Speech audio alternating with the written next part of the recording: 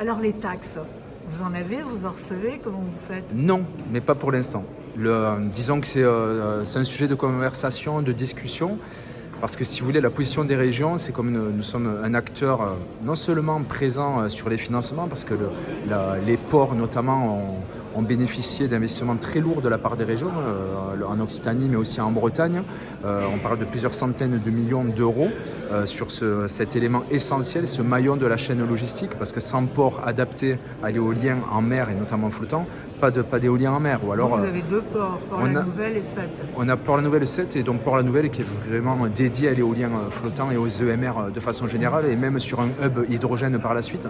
Mais pour revenir au problème des taxations, c'est de savoir sur quel paradigme on se positionne. Est-ce que c'est une taxation qui sert à subventionner, mais dans le sens de dédommager, ça veut dire dédommager un préjudice, ou alors plutôt de créer pas de créer une taxe parce que la taxe existe, mais de l'orienter vers des institutions, des collectivités qui vont réinvestir sur les énergies marines renouvelables.